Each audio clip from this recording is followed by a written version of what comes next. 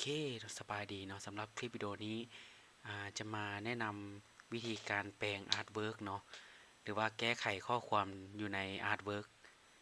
ที่เฮาใช้ Gemini Generate ขึ้นมาเนาะในตัวอย่างตัวนี้เนาะก็คือเฮา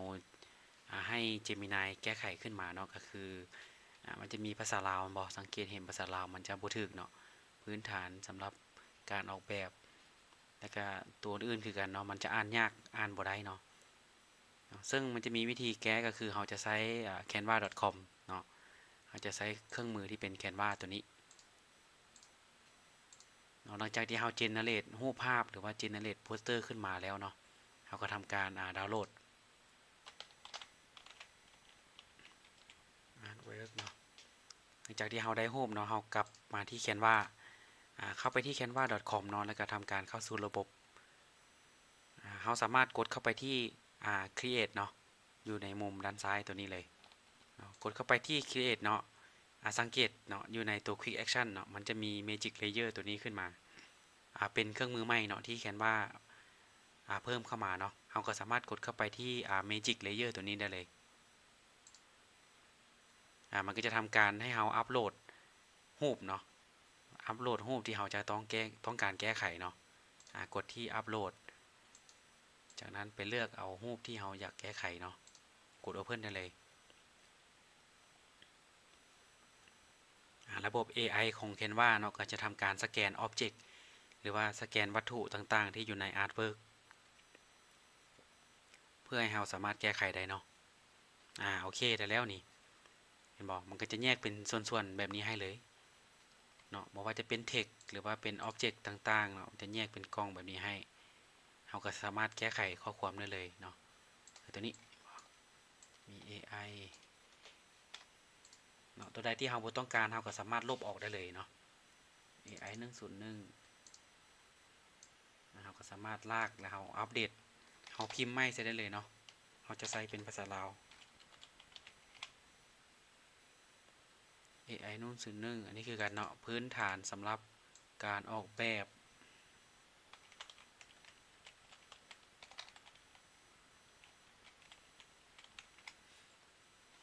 ตัวนี้คือการเนาะเริ่ม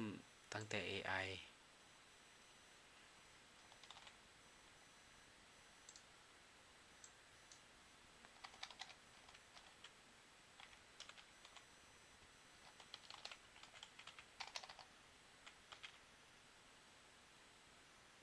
ให้เป็นผู้ช่วยคิดเนาะ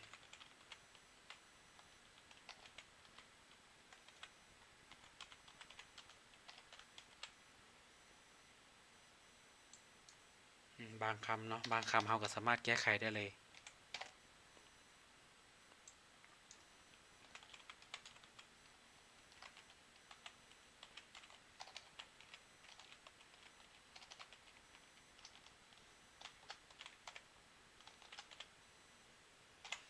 ตัวนี้เราก็แก้ไขตามที่เราต้องการเลยเนาะเพราะว่าจะเพิ่มข้อความ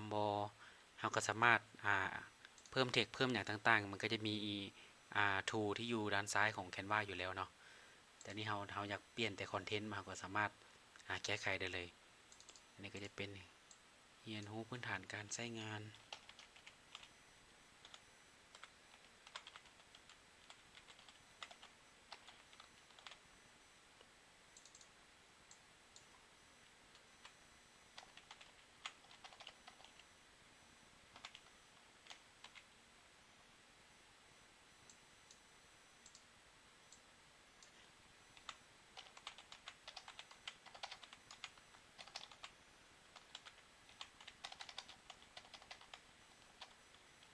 มาใช้ในการเฮ็ดเวียก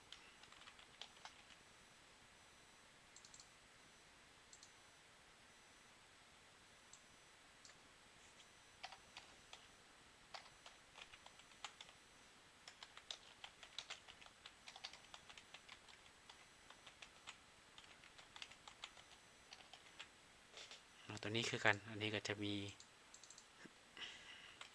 ใช้เป็นเข้าร่วมฟรีเนาะ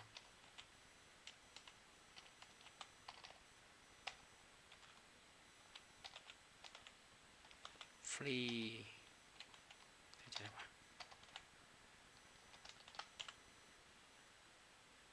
แปลว่าทุกอย่างเราสามารถอัปเดตสามารถแก้ไขได้เลยตัวนี้เนาะ